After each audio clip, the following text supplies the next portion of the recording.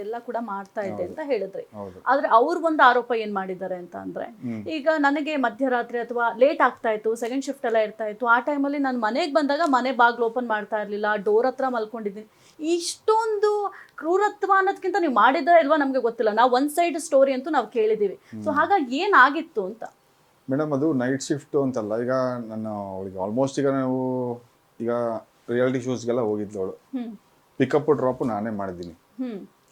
ಈಗ ಒಂದು 3 months show ಇದ್ರೆ ಎವ್ರಿ ಡೇ ಅದು ನಮ್ಮ ಮನೆಯಿಂದ ಒಂದು ಆಲ್ಮೋಸ್ಟ್ ಒಂದು 20 kilometers ಇತ್ತದು, ಅದು ಯಾವುದೋ ಒಂದು ಸ್ಟುಡಿಯೋ. ಅಲ್ಲಿ ನಾನು ಪಿಕಪ್ ಡ್ರಾಪ್ ಎವ್ರಿ ಡೇ ಮಾಡ್ತಾ ಇದ್ದೆ. ಈಗ ನ್ಯೂಸ್ ಚಾನಲಲ್ಲಿ ಈಗ ಶಿಫ್ಟು ಅಂತ ಹೇಳಿದಾಗ ಆ ಕಡೆಯಿಂದ ನೈಟ್ ಶಿಫ್ಟ್ ಇದ್ದಾಗ ಕ್ಯಾಬ್ ಕೊಡ್ತಾರೆ. ಈಗ ಒಂದು ಫೀಮೇಲ್ ಆ್ಯಂಕರ್ ಅಂತ ಹೇಳಿದ್ರೆ ಆ ಕಡೆಯಿಂದ ನೈಟ್ ಶಿಫ್ಟ್ ಇದ್ರೆ ಎಲ್ಲ ಚಾನಲ್ಸರು ಕೊಡ್ತಾರೆ ಯೂಶ್ವಲ್ ಆಗಿ. ಈಗ ಅದು ಡ್ರಾಪ್ ಪಿಕಪ್ ಮಾಡೋ ಅವಶ್ಯಕತೆ ಇರಲ್ಲ.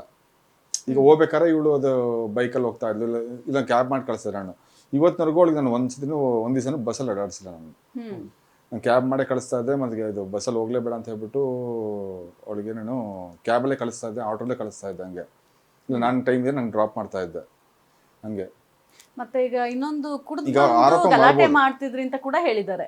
ಯಾಕಂದ್ರೆ ಅದು ಮುಖ್ಯವಾಗಿ ಎಷ್ಟೋ ಬಾರಿ ಹೇಳಿದ್ದಾರೆ ಅವ್ರು, ಎಷ್ಟೋ ಯೂಟ್ಯೂಬ್ ಚಾನೆಲ್ಸ್ಗೆ, ಲೋಕಲ್ ಚಾನೆಲ್ಸ್ಗೆಲ್ಲ ಹೇಳಿದ್ದಾರೆ, ಕುಡಿದು ಬಂದು ಗಲಾಟೆ ಮಾಡ್ತಾ ಇದ್ರು, ನಂಗೆ ಹಿಂಸೆ ತಡ್ಕೊಳ್ಳೋದಕ್ಕೆ ಆಗ್ತಾ ಇರ್ಲಿಲ್ಲ ಅಂತ. ಸೊ ಅದ್ರ ಬಗ್ಗೆ ಏನ್ ಹೇಳ್ತೀರಾ ನೀವು? ಅದ್ರ ಬಗ್ಗೆ ಈಗ ನೀವು ನಿಮ್ಮ ಮದುವೆ ಆಗಿದ್ರೆ ನಿಮ್ಗೆ ಅರ್ಥ ಆಗುತ್ತೆ ಮೇಡಮ್ ಅದು. ಹೇಳಿ. ಈಗ ನೀವು ಈಗ ಗಂಡನ್ ಬಿಟ್ಟು ಬೇರೆ ಇನ್ನೊಬ್ಬ ವ್ಯಕ್ತಿ ಹತ್ರ ನೀವು ಕಮ್ಯುನಿಕೇಶನ್ ಅಲ್ಲಿ ಇದ್ದಾಗ ಅದು ಯಾರು ಸಹಿಸ್ಕೊಂತಾರೆ? ಯಾರು ಸಹಿಸ್ಕೊಳ್ಳೋದಿಲ್ಲ. ಹೌದು, ನಾನು ಡೀಟೇಲ್ ನನಗೆ ಹೇಳಕ್ಕೆ ನಂಗೆ ಇಷ್ಟ ಇಲ್ಲ. ಈಗ ಅವಳು ಈಗ ಕೆಳಮಟ್ಟಕ್ಕೆ ಕೇಳಿದ್ಬಿಟ್ಟು ಮಾರ್ತಾಳೆ ಅಂತ ಹೇಳಿದ್ರೆ ಅದು ನನ್ನ ಮಾರಕ್ಕೆ ನಂಗೆ ಇಷ್ಟ ಇಲ್ಲ. ಅವಳೊಬ್ಳು ಹೆಣ್ಣು, ಅದು ರೆಸ್ಪೆಕ್ಟ್ ಕೊಡ್ತೀನಿ ಅಷ್ಟೇ.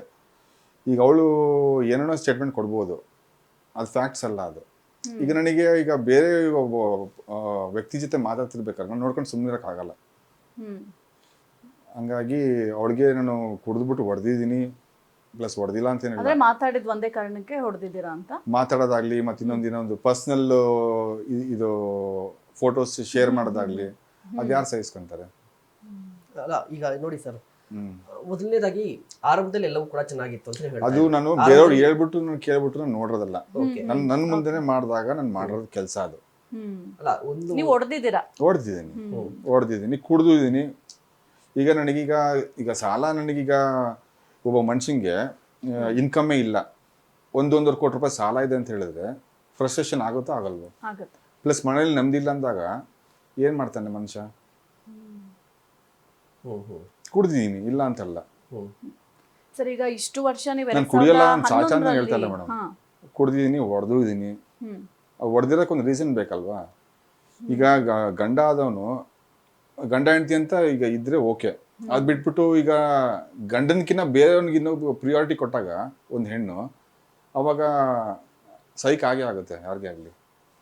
ಸರ್ 2011ರಲ್ಲಿ ಮದುವೆ ಆಗಿದ್ದು ಅಂತ ಹೇಳಿದ್ರಿ.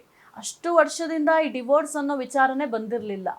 ಅದು ಎಲ್ಲರಿಗೂ ಕೂಡ ವೈಯಕ್ತಿಕ ವಿಚಾರ, ಅದು ಡಿವೋರ್ಸ್ ತಗೊಳ್ಳೋದು ಬಿಡೋದು ಅವರಿಗೆ ಬಿಟ್ಟಿಂತ ವಿಚಾರ. ಆದ್ರೆ ಈಗ ಯಾಕೆ ಪ್ರಸ್ತಾಪ ಮಾಡ್ತಿದೀವಿ ಅಂತಂದ್ರೆ, ಡಿವೋರ್ಸ್ ಅಂತ ಯಾಕೆ ಹೋಯ್ತು? ಅಷ್ಟು ಚೆನ್ನಾಗಿ ನೀವಿಬ್ರು ಕೂಡ ಜೀವನ ಮಾಡ್ತಾ ಇದ್ರಿ, ಆ ಮಧ್ಯದಲ್ಲಿ ಏನು ಕೂಡ ಪ್ರಾಬ್ಲಮ್ ಆಗಿರ್ಲಿಲ್ಲ, ಅವ್ರಿಗೆ ಎಜುಕೇಶನ್ ಕೂಡ ನೀವೇ ಕೊಡ್ಸಿದ್ರಿ, ಕೆಲ್ಸಕ್ಕೆ ಕರ್ಕೊಂಡು ಹೋಗ್ತಾ ಇದ್ದು ನೀವೇ, ಕೆಲ್ಸಕ್ಕೆ ಸೇರ್ಸಿದ್ದು ನೀವೇ, ಇಷ್ಟೆಲ್ಲ ಆದ್ಮೇಲೆ ಡಿವೋರ್ಸ್ ವರ್ಗೂ ಯಾಕೆ ಹೋಯ್ತು?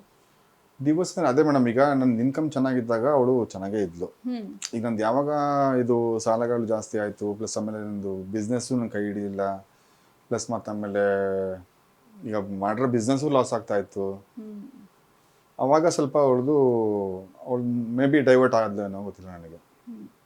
ಸರ್ ಈಗ ನೀವು ಇಷ್ಟು ವರ್ಷ ಅನ್ಯೋನ್ಯವಾಗಿ ಸಂಸಾರ ಮಾಡಿದ್ದೀರಾ, ಆ ಟೈಮಲ್ಲಿ ಈಗ ಗಂಡ ಹೆಂಡತಿ ಅಂತಂದಾಗ ಜಗಳ ಆಗೋದು